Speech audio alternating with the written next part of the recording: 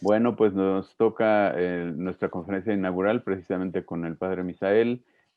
Voy a presentar brevemente su síntesis curricular.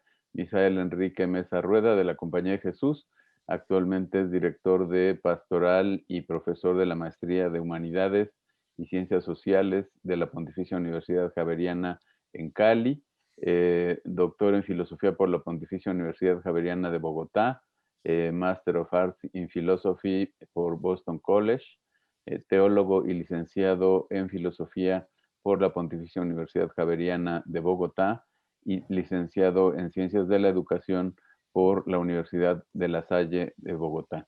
Su trabajo en filosofía se ha centrado en el pensamiento de Bernard Lonergan en las áreas de filosofía de la historia, antropología filosófica y ética filosófica. Ha sido profesor de filosofía en la Pontificia Universidad Javeriana de Bogotá y en Boston College, y ha sido también formador del Centro Interprovincial de Formación Teológica de la CEPAL, la Conferencia de Provinciales de América Latina de la Compañía de Jesús en Bogotá. Y también ha sido párroco de las iglesias del Sagrado Corazón de Jesús en Barranca Bermeja y Bucaramanga. Su conferencia se titula La articulación entre el progreso histórico y el control de la significación. Y pues bienvenido y muchísimas gracias, Misael, por aceptar la invitación para la primera conferencia.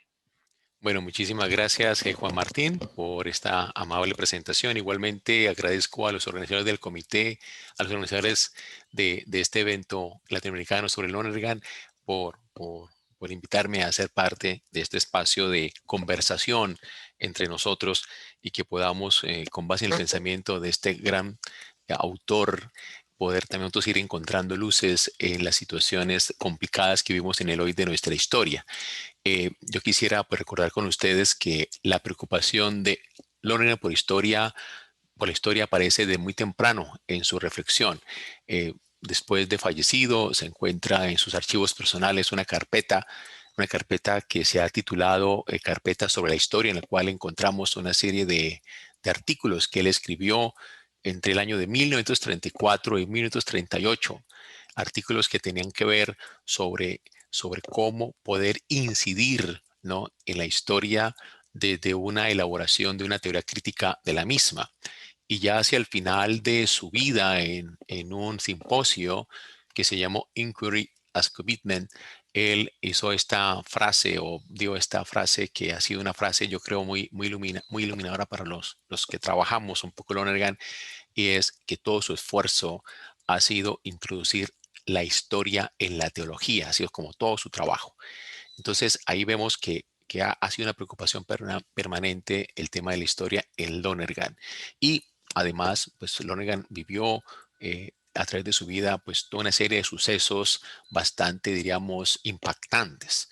Cuando él llega de estudiar la, la teología, de cursarla, él perdón, de estudiar la filosofía, de cursarla en Inglaterra, en Heathrow, y llega de nuevo a Canadá, pues él se encuentra toda esta situación difícil que ha causado la depresión económica el año 29, donde él mismo escribe en su libro o la entrevista que le hicieron a él sobre, que se llama Caring About Meaning, él menciona con pues, gran estupor pues toda la situación que se dio de empobrecimiento, ¿no?, de la gente, cómo los ricos se habían vuelto, digamos, pobres y los pobres se habían quedado en la absoluta miseria.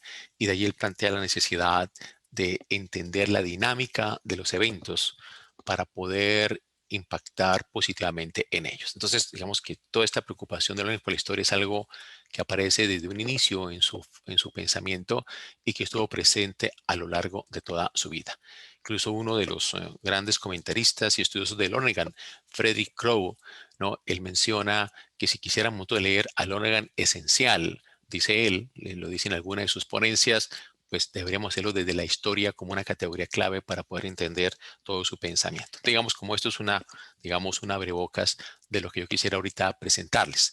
Entonces, esta conferencia pues tiene por motivo mostrar la relación entre la significación y la historia, y particularmente entre el control de la significación y el cambio histórico en el pensamiento de Bernard Lonergan.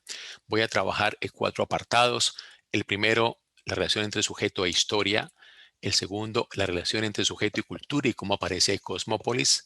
Tercero, la relación entre sujeto y autenticidad y allí la conversión.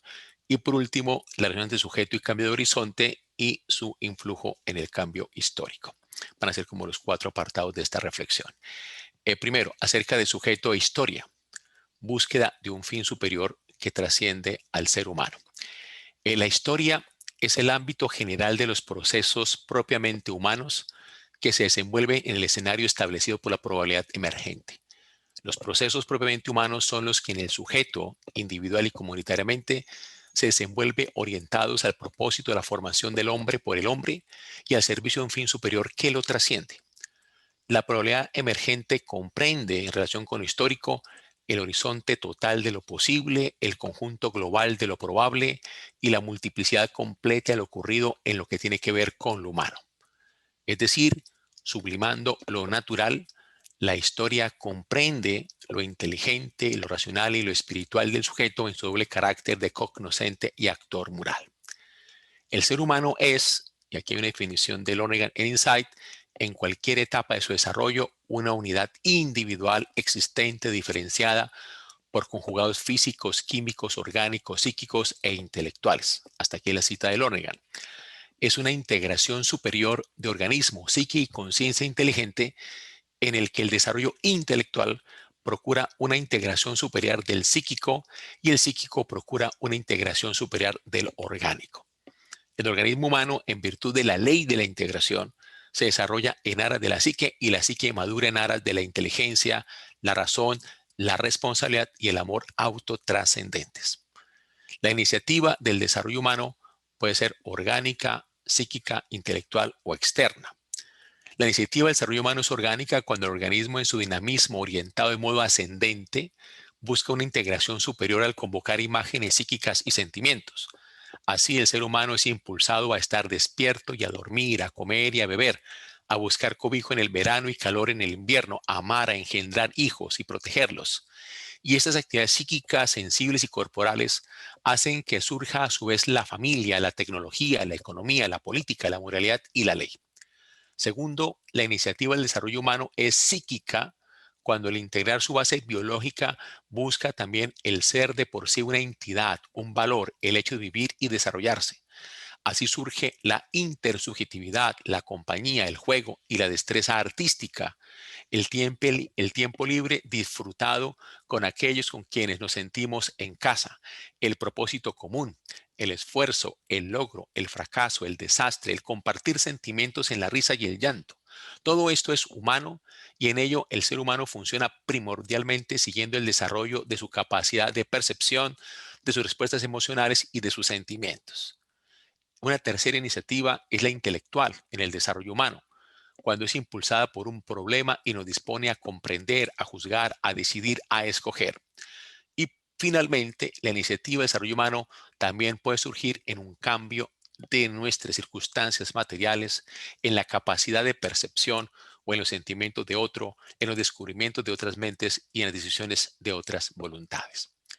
Lonergan se aparta del ideal de la ilustración según el cual el hombre está llamado a entender la naturaleza para controlarla, explotarla y beneficiarse de ella. Este ideal de la ilustración se basa, según Lonergan, en una concepción errónea del hombre, quien por su carácter racional está por encima del orden natural. Lonergan está en contra de esta concepción. El hombre, para Lonergan, es una unidad individual existente y diferenciada, un compuesto de conjugados prehumanos, entre ellos físicos, químicos, biológicos, psíquicos, neurológicos, y también de conjugados humanos. Ahí está la inteligencia, la razón, la voluntad, el amor, la libertad y la trascendencia. La concepción errada de la ilustración sobre el hombre ha devenido una fuerza que ha causado la distorsión de la cultura y la decadencia de la historia. Lonergan denomina estas concepciones erróneas visiones extracientíficas que han sido asociadas históricamente a los descubrimientos científicos. Estas visiones tienen implicaciones en términos de uniformidad de la naturaleza, determinismo, necesidad en relación con la historia. Y ante estas implicaciones, Lonergan se pregunta si la actividad moral tiene un fundamento distinto, trascendente al mundo mismo, que permita darle un significado y así realizar lo bueno. Los seres humanos no están en desarmonía con el mundo natural emergente, sino son parte de él y lo real es completamente inteligible. Lo real tiene un significado y el esfuerzo por inteligir auténticamente la realidad y por hacer lo bueno pertenece a la orientación y dirección en las que se desenvuelve el universo natural. La raíz de esta posición estriba en concebir el acto de entendimiento como elemento constitutivo del quehacer del conocimiento científico, y esta base permite ir más allá del conocimiento ordinario y llegar al conocimiento trascendente general. Por medio de las nociones y las estructuras heurísticas, el ser humano anticipa inteligiblemente lo que va a hacer, lo que va a conocer, y así no llegue a conocerlo del todo o a hacerlo del todo. Por su carácter inteligente, el hombre anticipa inteligentemente lo trascendente sin que llegue de hecho a conocerlo directamente. Recordemos que para Lonergan hay 4 tipos de estructuras heurísticas: clásicas, estadísticas, genéticas y dialécticas. Las estructuras heurísticas clásicas descubren correlaciones funcionales en los datos. Las estructuras heurísticas estadísticas descubren las frecuencias ideales o probabilidades en los datos. Las estructuras heurísticas genéticas descubren las secuencias inteligibles de sistemas que se transforman desarrollándose.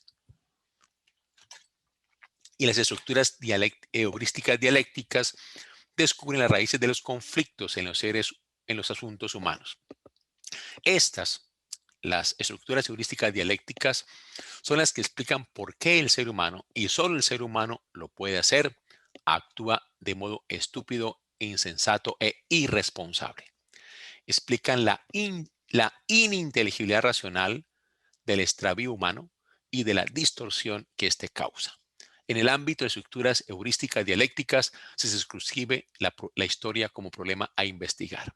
Entonces, podríamos concluir que la primera consideración relevante de Lonergan sobre el sujeto estriba en caracterizarlo como un ser inteligente abocado a inteligir una realidad que lo trasciende, pero que lo incluye, a comprender la finalidad a la que tiende el universo natural, finalidad de la que es también parte, pero la que también está llamado a contribuir, y para tal comprensión, incluyendo la comprensión de sí, requiere tomar en cuenta las clases fundamentales de estructuras heurísticas propias de su actividad cognoscente. La segunda consideración relevante de Lonergan sobre el sujeto proviene de las estructuras heurísticas dialécticas, particularmente de la relación entre el sujeto y la historia. La historia es lo que los seres humanos han hecho, hacen y harán con su capacidad de ser o no ser inteligentes, razonables, responsables y amorosos dentro de ecosistemas naturales y ecosistemas humanos conformados por esquemas de recurrencia. Las operaciones de entender, juzgar, deliberar y decidir subliman en lo consciente y lo espiritual, lo físico, lo químico, lo biológico, lo psicológico, haciendo presentes la inteligencia, la razón y la responsabilidad humanas. En el ámbito de lo consciente y espiritual operan los principios trascendentales que mueven al sujeto de la experiencia por el entendimiento y el juicio a la decisión recta. Al hacerse consciente de esta transición, el sujeto se hace autotrascendente y con la autotrascendencia auténtico. Así el hombre, al apropiarse de sus operaciones cognitivas y éticas, se apropia también de su autotrascendencia y autenticidad, y en esta tarea no solo se forma a sí mismo, sino forma a otros hombres. Este es el núcleo de la historia. El hombre haciendo al hombre. Consciente de su autoapropiación, el hombre podrá por sí mismo evaluar si su actuar es inteligente, razonable y responsable, y si su tarea histórica formando a otros hombres es auténtica. Por otra parte, el sujeto en cuanto histórico sublima lo natural. Esto es, lo asume, lo eleva a un punto de vista superior sin negarlo, lo coloca sobre una nueva base más compleja y lo hace más eficaz. El sujeto avanza de la esfera de la significación de la teoría a la esfera de la significación de la interioridad. El sujeto no se limita a ser consciente de que la naturaleza es inteligible, sino que también de que él en sí es inteligible. Intelige lo inteligible y se da cuenta de que es una inteligibilidad inteligente. Esto aplicado a la esfera práctica, hace que el sujeto con sus deliberaciones, decisiones y acciones no solo haga la historia, sino que también le dé sentido. De este modo pasa del mundo de la inmediatez al mundo mediado por la significación y motivado por el valor. El primer ámbito de un mundo mediado por la significación y motivado por el valor es el del sentido común. En este ámbito, la mediación por la significación en la historia se efectúa en un primer momento con relatos, mitos y símbolos, pero en un segundo momento va más allá, a la tecnología, a la economía y a la organización política. Las crisis políticas y sociales con respecto al bien de orden radican en una distorsión de su relación con la cultura. El bien de orden se refiere al qué de un modo de vida. La cultura, por su parte, se refiere al por qué se vive como se vive. Lo cultural trasciende lo social. Implica la dimensión constitutiva y simbólica en la cual las significaciones y valores son espontáneamente intuidos, sentidos, comunicados y realizados.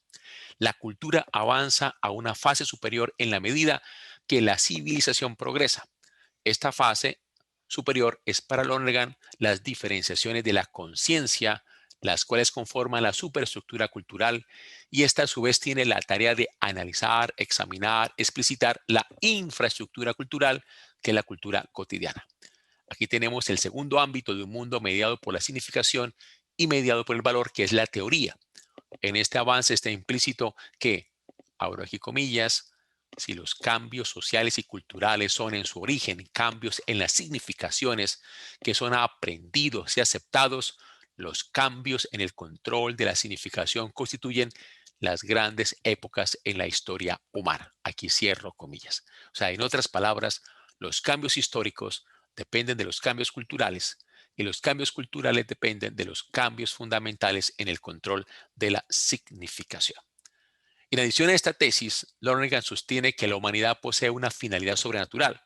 Para dar cuenta de esta finalidad, Lonergan elabora una filosofía existencial históricamente orientada y metódica con la cual quiso explicar el paso de un control clásico de la significación basado en la lógica y una noción abstracta de la naturaleza a un control moderno de la significación basado en una teoría adecuada de la historia.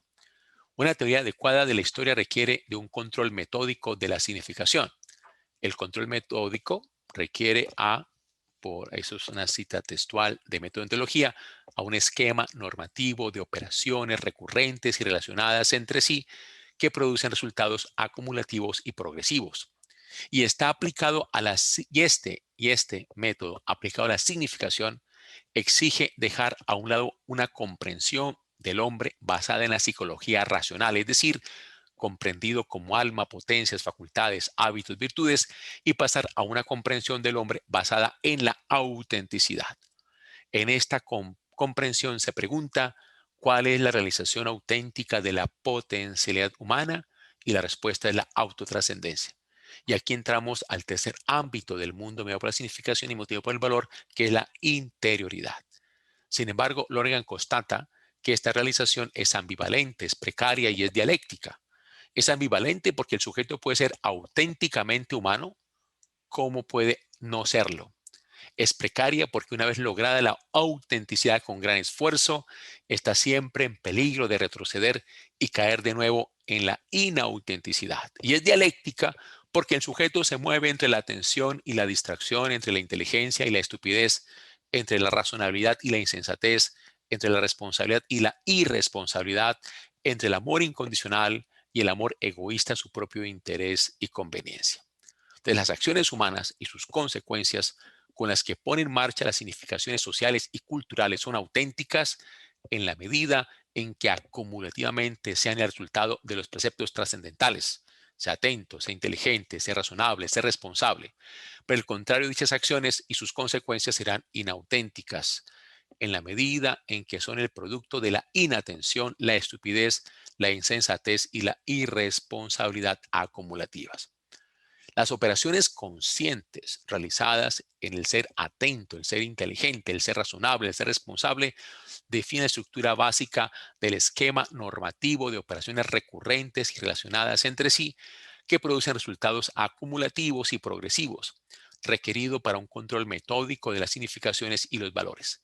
Si la inteligencia práctica afectada por los sesgos constituye no más que el escenario y los incidentes del drama de la vida humana, la cultura en cuanto ella se pregunta por el porqué, es decir, por la significación de dicho escenario y de los incidentes del drama, trasciende la mera practicidad, reflexiona y obtiene respuestas que satisfagan a la inteligencia y hablen al corazón.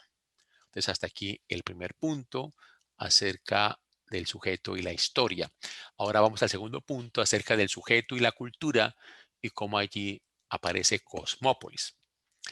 No solo la autenticidad es ambigua y precaria, la cultura también padece de una ambigüedad que distorsiona su subjetividad. Esta distorsión es la decadencia mayor y su ciclo amplio. El ciclo amplio de la decadencia es el resultado del sesgo general del sentido común, el cual con sus mitos y racionalizaciones afecta el orden social y cultural e incapacita a la minoría creativa que potencialmente estaría llamada a contrarrestar y hacer retroceder la decadencia.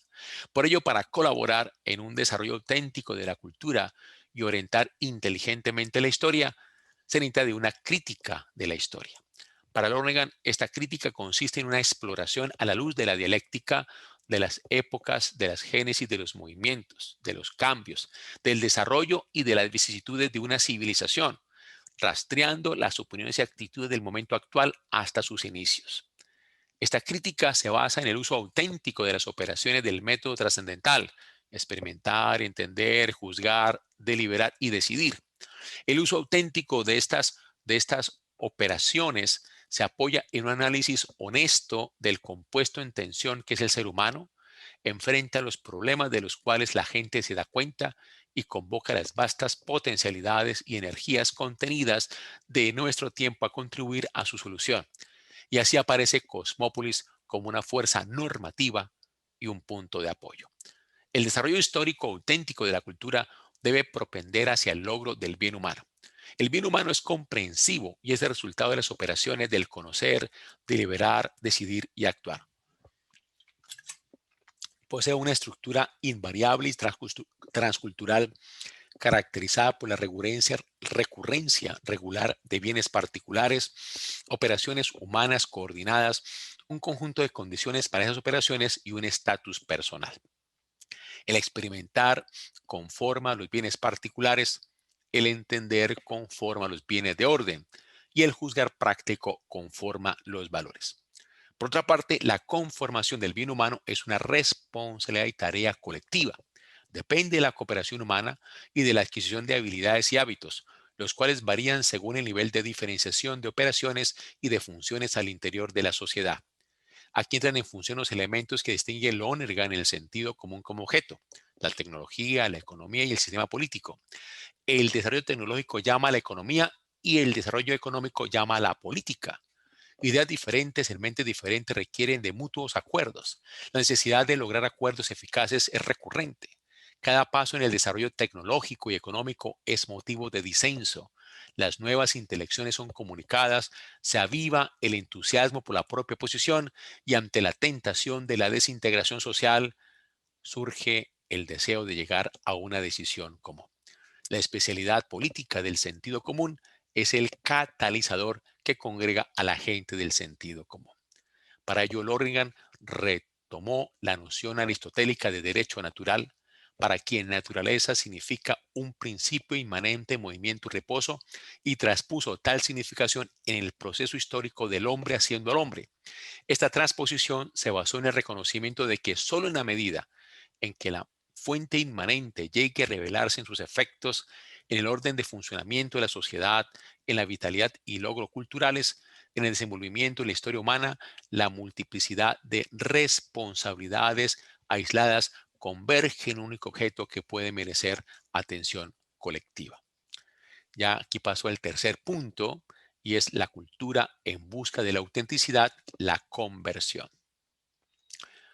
La naturaleza humana, entendida como un dinamismo interior que lleva al sujeto a ascender en su desarrollo existencial, permite entender también el rechazo de la libertad humana en su sentido individual y colectivo a obrar conforme a dicha naturaleza.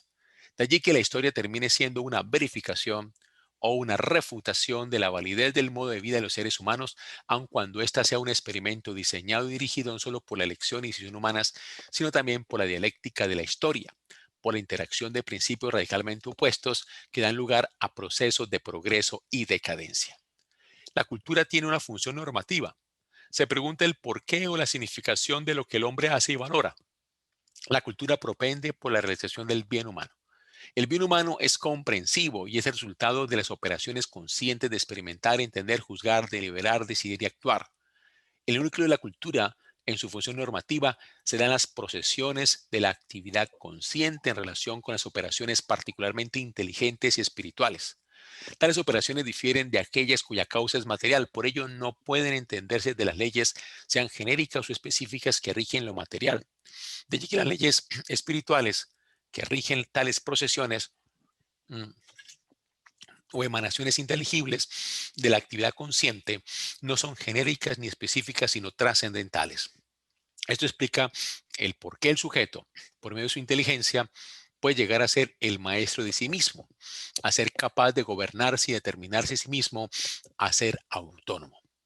El deseo trascendental de conocer y de amar es lo que proporciona en sí la normatividad y constituye la autonomía del sujeto en sentido genuino, es decir, la libertad humana misma. Por ello, para Lonergan, tanto la inteligencia ya desarrollada como la inteligencia en desarrollo son necesarias para su comprensión de la cultura. Hay una cita preciosa de Insight. Conforme la inteligencia humana se desarrolla, la importancia concedida a las probabilidades de constelaciones convenientes de circunstancias es cada vez menor, y la importancia concedida a las probabilidades de que el acto de intelección, la comunicación, la persuasión, el acuerdo y la decisión ocurran es cada vez mayor.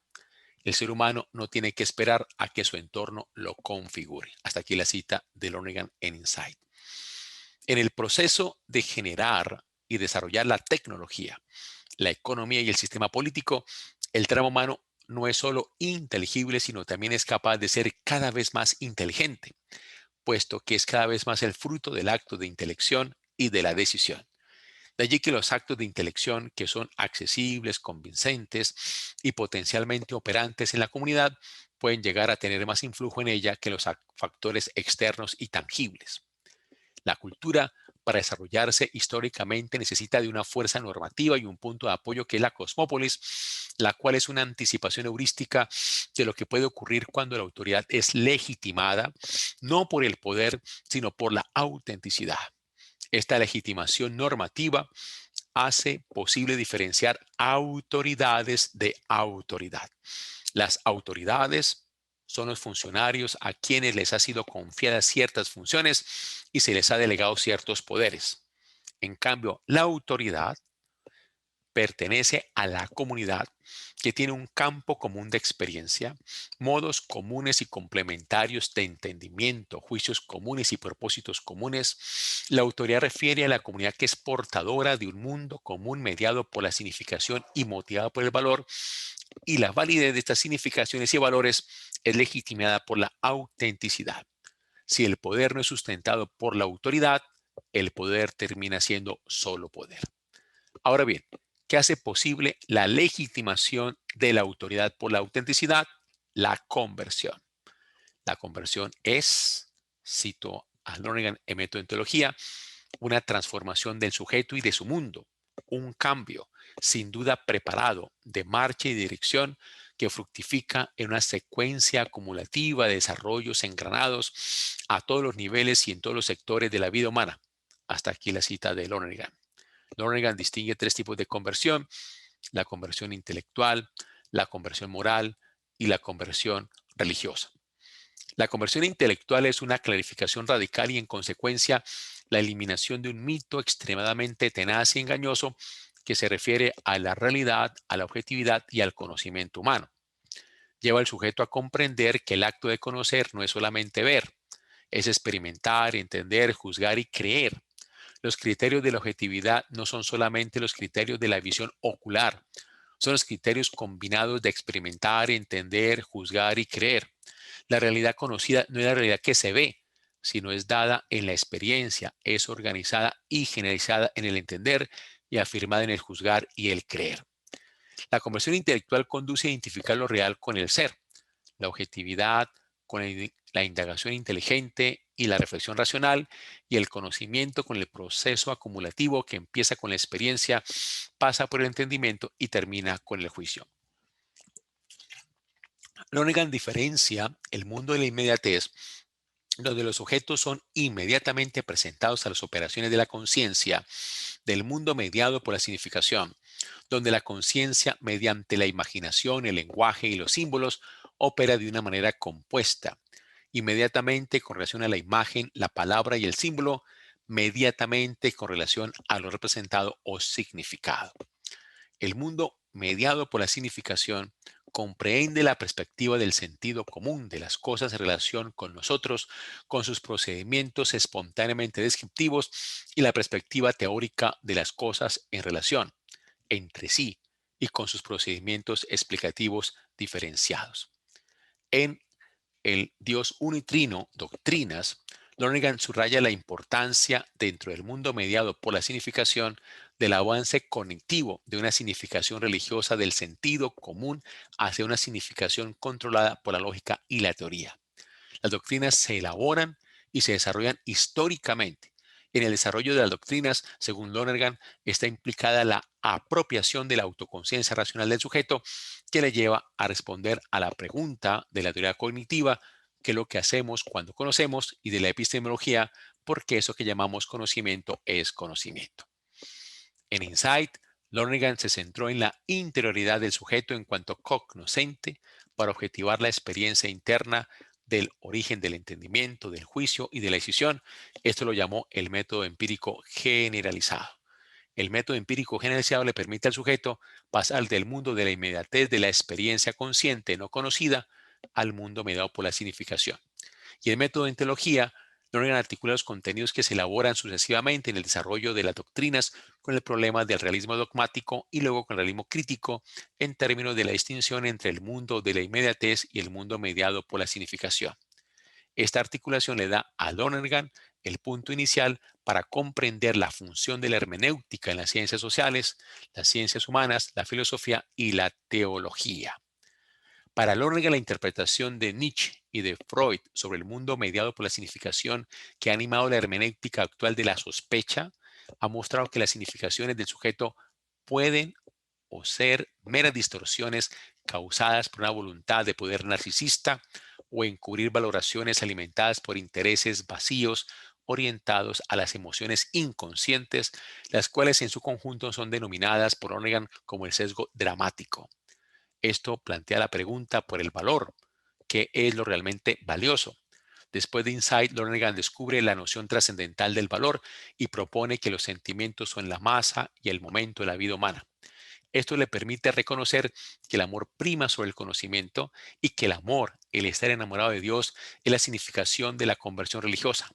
De ahí en adelante, Lonergan habla no solo del mundo mediado por la significación, sino también del mundo motivado y regulado por el valor.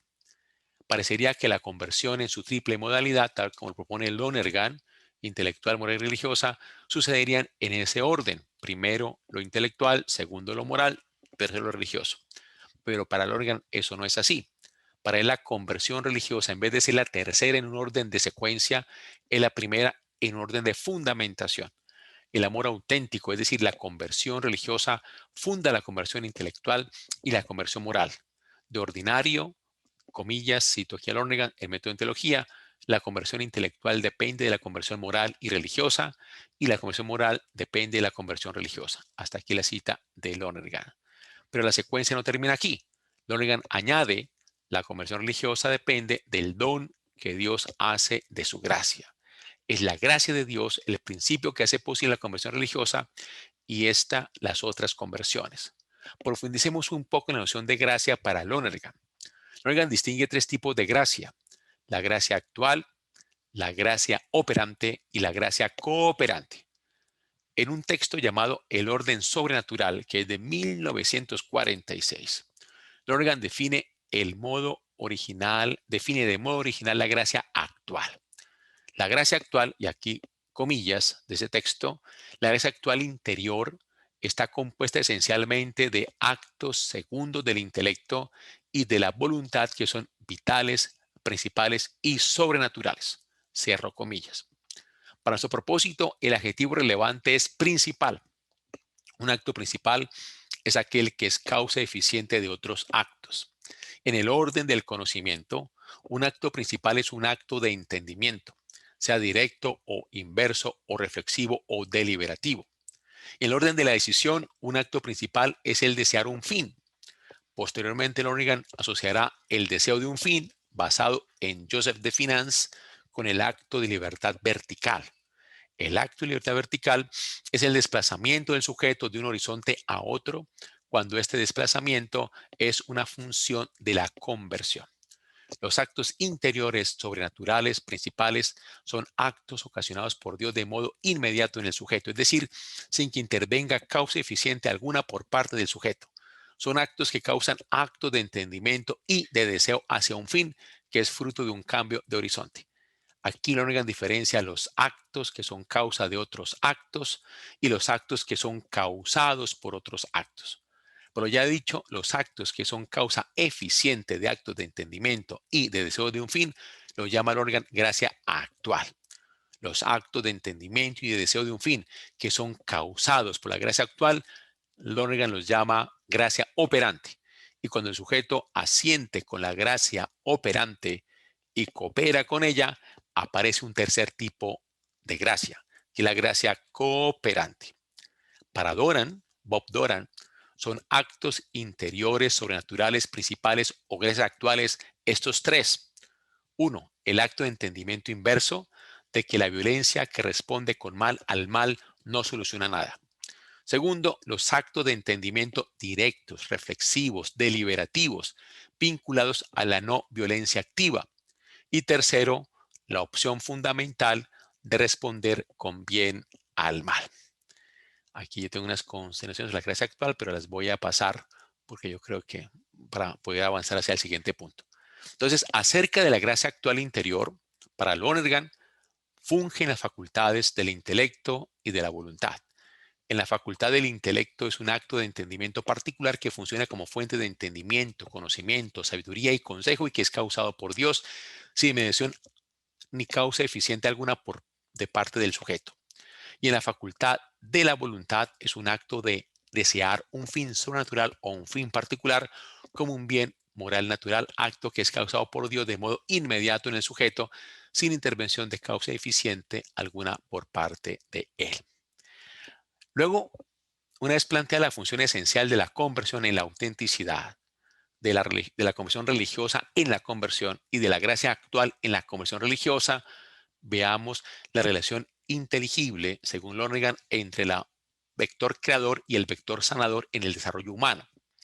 La relación inteligible entre estos dos vectores es el núcleo de una metodología fundamental que sirve al propósito de una teoría crítica de la historia y orientada hacia la acción transformadora de esa historia. El vector creador, abro comillas, es un desarrollo de abajo hacia arriba de la experiencia a un mayor entendimiento, de un mayor entendimiento a un juicio ponderado, de un juicio ponderado a acciones que tengan un buen resultado, de acciones que tengan un buen resultado a una situación nueva que suscite un entendimiento mayor, un juicio más profundo y cursos de acción con mejores resultados. Hasta aquí el vector creador. El vector sanador es un desarrollo de arriba hacia abajo. Comienza con la transformación del estar enamorado, el amor doméstico de la familia, el amor humano al propio clan, a la propia ciudad, a la propia nación, a la humanidad, el amor divino que orienta al hombre en su cosmos y se expresa en un culto. El amor da una perspectiva distinta a la del odio. Donde el odio solo ve el mal, el amor revela el valor. El amor exige compromiso y con alegría lo realiza sin importar el sacrificio que implique. Donde el odio refuerza el sesgo, el amor lo disuelve, sea el sesgo de la motivación inconsciente o el sesgo del egoísmo individual o grupal o el sesgo del sentido común miope y omnipotente. Donde el odio anda en círculos cada vez más estrechos, el amor rompe los lazos de los determinismos sociales y psicológicos con la convicción de la fe y el poder de la esperanza. Para Lonergan, el amor es el sentimiento motor en el vector sanador del desarrollo humano. El odio opera de modo contrario. ¿Cómo manejar o superar el odio para que el amor dinamice el vector sanador? Se requiere de una conversión psíquica o afectiva. Con base en Max Scheler y Dietrich von Hildebrandt, Lonergan elaboró su comprensión de los sentimientos como respuestas intencionales de valor y los valores cuya escala normativa permiten una aprehensión completa de cómo opera la psique. En Insight, Lonergan reconoció que su análisis del sensor intrapsíquico requería de posteriores estudios y aún en vida avaló el aporte de Bob Doran acerca de un cuarto tipo de conversión, que es la conversión psíquica o afectiva. Doran interpretó la psicología profunda de Carl Jung desde la perspectiva lonerganiana de la conciencia intencional. Partió de la postura lonerganiana de que los sentimientos son respuestas intencionales de valor y de que la escala normativa de los valores permite una completa aprehensión de la operación de la psique. La psique es el flujo sensible de la conciencia que contiene sensaciones, memorias, imágenes, así como sentimientos de deseo, temor, alegría y angustia, todos los cuales están naturalmente asociados con las operaciones conscientes del experimentar, entender, juzgar, deliberar, decidir y actuar. En el ámbito de la psique, el sensor intrapsíquico presentado en Insight causa el trauma de la supresión y represión de sentimientos e imágenes en la esfera del inconsciente. Doran, en relación con Lonergan, avanzó en señalar cómo la conversión psíquica o afectiva puede sanar el sensor intrapsíquico, reorientándolo de una función de supresión y represión a una función de la conciencia intencional que facilite la búsqueda de la significación, la verdad y los valores auténticos. Una sociedad que vive en decadencia, permeada por el racional social y cultural, no permite que el sujeto se desarrolle auténticamente. ¿Cómo puede el sujeto, en medio de una sociedad y cultura inauténticas, avanzar, alcanzar la autenticidad y con ella contrarrestar y hacer retroceder la decadencia social y cultural? Lonergan, en Verbum, Palabra e Idea en Santo Tomás de Aquino, enfatiza que la función de la sabiduría práctica y cómo ésta puede tener esa función para alcanzar la autenticidad y poder contrarrestar y hacer retroceder la decadencia social y cultural. La sabiduría práctica es la virtud dianoética de la frónesis que media entre las virtudes morales y la sabiduría intelectual. Las virtudes morales son las que ordenan los apetitos, las pasiones, los deseos. La sabiduría intelectual, por su parte, es la más elevada de las virtudes intelectuales y es la que perfecciona la capacidad de juzgar y ordenar las cosas. Por ello, el perfeccionamiento del juicio y del orden de las cosas involucra la mediación mutua entre la sabiduría práctica y la sabiduría intelectual. Para Lonergan, la sabiduría práctica posee una función judicativa y es una virtud en desarrollo. Así le atribuye una naturaleza discursiva. En el autoconocimiento que realiza el sujeto, lo central de la sabiduría práctica, según Lonergan, es la articulación procesual del conocimiento que inicia en lo empírico, pasa por lo científico y termina en lo normativo. El autoconocimiento que se hace aún más necesario en la transición que Lonergan hacia la psicología de facultades a la conciencia intencional.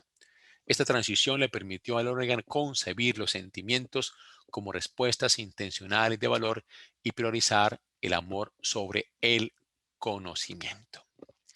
Voy a saltarme aquí una partecita donde explicito un poco más esto, ¿no? Yo lo dejo para poder avanzar un poco más. Eh,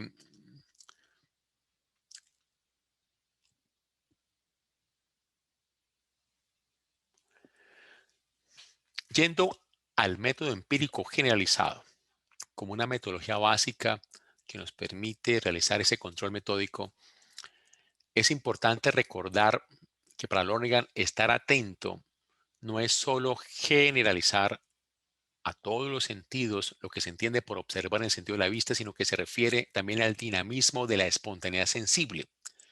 La conciencia ejerce su control sobre todas las operaciones y es ella la que revela al sujeto su autenticidad o inautenticidad.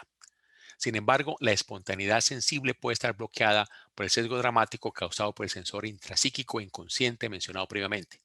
Por ello, la conciencia, ejerciendo su control sobre todas sus operaciones, desempeña una función decisiva una vez reconoce que la autenticidad no está realizada, sea en el ámbito de la vida cotidiana o en los de los bienes de orden, tanto en la sociedad civil como en la ciencia y el saber. Ahora vamos ya a nuestro último punto, que es sujeto y cambio de horizonte, el cambio histórico. La conversión denota una reorientación radical en el sujeto. La conversión intelectual requiere de una reorientación de la espontaneidad sensible y de la conciencia inteligente, razonable y responsable. En esta reorientación radica la conversión moral.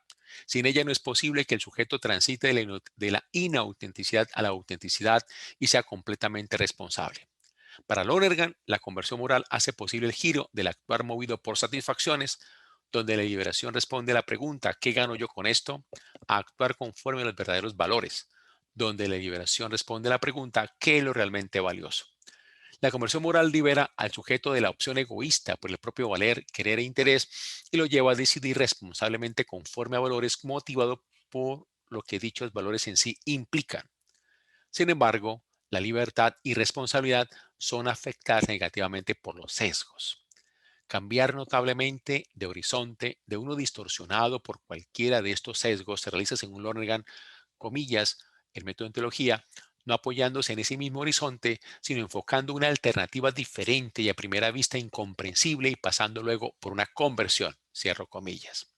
Esta es la razón por la cual las causas mismas de la distorsión en que vive el hombre, la distorsión que exige la conversión moral, pasar del criterio de decidir por satisfacciones al criterio de decidir por valores genuinos, requieren también del amor desinteresado para su transformación. Por ello, lo que esencialmente está en juego en el cambio de un horizonte distorsionado es la conversión del corazón y de los afectos humanos. Los afectos orientados por el amor son las condiciones que han de satisfacerse en aras de efectuar la conversión moral. Para Lonergan, entre las tres clases de amor, el amor de intimidad, el amor de la comunidad y el amor religioso, es el amor de Dios el que estructura el amor. Es un don de Dios a los seres humanos y obra de arriba hacia abajo y comienza en el sujeto con la conversión religiosa. En la conversión religiosa el sujeto pasa de verse a sí mismo como el centro del universo a ver a Dios como el centro del universo. La conversión religiosa consiste en ser dominado por ese interés último, es enamorarse de lo ultramundano. Es una entrega total y permanente de sí mismo, sin condiciones, sin cualificaciones, sin reservas, pero es una entrega, no a la manera de un acto, sino de un estado dinámico que es anterior a los actos subsecuentes y es también un principio, como la sustitución del corazón de piedra por un corazón de carne. La conversión religiosa es una sustitución que supera el horizonte de nuestro corazón de piedra. Su eficacia se evidencia en el movimiento gradual hacia una transformación plena y completa de toda nuestra manera de vivir y de sentir, de nuestros pensamientos, palabras, obras y omisiones. En cuanto a los niveles de la autotrascendencia, la relación de estas conversiones, cuando ocurren al interior de una misma conciencia, puede concebirse en términos de sublimación. La conversión religiosa, trabajando de arriba hacia abajo, pone lo que está abajo, la conversión intelectual y la moral, sobre una nueva base y luego de interferir con ellas las incluye, las preserva con todas sus características y propiedades y les impulsa a una realización más plena en un contexto más complejo. Hay entonces una nueva base para valorar y realizar el bien. Los frutos de la conversión intelectual o moral en ninguna forma son negados ni se ven disminuidos. Por el contrario, toda persecución humana de la verdad y del bien se ve incluida y favorecida en un contexto y en un proyecto de dimensiones cósmicas y se acrecienta al mismo tiempo en el hombre el poder del amor que lo hace capaz de aceptar el sufrimiento implicado en el esfuerzo por eliminar los efectos de la decadencia. El amor religioso impulsa la búsqueda de la verdad y del bien haciendo más eficaz su prosecución, no solo porque es una realización ultramundana sin condiciones, cualificaciones o reservas, sino también porque sana la causa del mal moral, que es la privación del amor total y la dimensión radical de la falta de amor. De modo similar, la autotrascendencia moral sublima la búsqueda autotrascendente por la verdad y a la vez la hace más eficaz, y sin embargo la sanación de la conversión religiosa sobre la dimensión radical, sobre la falta de amor, hace presente de nuevo el problema de que es el hace presente de nuevo el problema que es el trauma causado a la espontaneidad sensible del sujeto por la supresión y represión del sensor intrapsíquico inconsciente. Bob Doran, hace un aporte decisivo a la solución de este problema. Él extiende la noción lonerganiana del poder sanador del amor de Dios hacia la dimensión psíquica. En esta dimensión no se da por realizada la autenticidad, se requiere por ello de la conversión psíquica o afectiva. Este es posible por el don de enamorarse de Dios y este don provoca dos efectos, el estado de estar enamorado de Dios y la recuperación del amor total. Para Lonergan es Disculpa, necesario Misael, que el estamos ya don, sobre el tiempo, perdón la sí, interrupción. bueno, muchas gracias. Me faltan dos paginitas. Bueno, muy bien, ya estoy terminando ya. Muchas gracias, Juan Martín. Disculpa, disculpa. Eh, no, muy bien. Eh, la interacción de los dos vectores en el cual la repulsión del reino objetivo del pecado y de la propia impotencia moral del sujeto realiza la finalidad vertical está asociada al hecho de que sin la misión visible en de ese amor de Dios sin condiciones, pues no podremos trascender en estas conversiones como lo propone es el cambio de horizonte. Para Lonergan, la conversión, y especialmente la conversión religiosa, no se vive en solitario, sino es comunitaria, es histórica, en cuanto a movimiento que posee sus propias dimensiones culturales, institucionales y doctrinales. En lo anterior subyace la premisa que del ser del hombre es un ser en el mundo. De ella se desprende que la conversión del hombre es una conversión de su ser en el mundo, y si es así, ésta se manifiesta en el mundo. El sujeto experimenta, entiende y juzga para ser sujeto moral. Y en este proceso el sujeto se autotrasciende. Por la experiencia, el sujeto se abre al otro. Por el entendimiento, el sujeto construye gradualmente su mundo. Y por el juicio, el sujeto discierne la independencia del mundo con respecto a sí mismo. Y por el ejercicio de una libertad deliberada y responsable, el sujeto pasa del mero cumplimiento de la norma por la norma a constituirse en ser moral. En el sentido práctico, las decisiones afectan las cosas. En el sentido interpersonal, las decisiones afectan a otros seres humanos. Y en el sentido existencial, las decisiones constituyen lo que el sujeto va a hacer. Este proceso se realiza auténticamente si hay conversión, y si el fundamento de esta es la conversión religiosa, el enamorarse sin condiciones es por ella que el sujeto se establece como miembro articulado de una comunidad. Y termino con esta cita de Lonergan, cuando hablamos de la comunidad, en la cual el hombre es un ser articulado, la define como un agregado formado por individuos autotrascendentes, en los que hay una multiplicidad coincidente y significativa en la cual puede emerger una nueva creación. Aquí ya cierro con la cita del órgano y aquí termino mi presentación, y muchas gracias y disculpen pues que me haya demorado un poquito más en esta presentación. No, pues al contrario, muchísimas gracias. Disculpa porque íbamos ya un poquito colgados con el No. tiempo desde que iniciaste. Ujú. Pues agradecemos muchísimo la extraordinaria conferencia magistral, muy profunda, muy completa, muy rica, y pues creo que todos tendremos la oportunidad de volverla a ver en las grabaciones y eventualmente también de leer tu texto en la publicación que se hará de las memorias del Congreso. Muchísimas gracias, Michael, por tu muy rica conferencia, y pues dejo el micrófono a los organizadores para la parte que sigue. Muchas gracias, Juan Martín.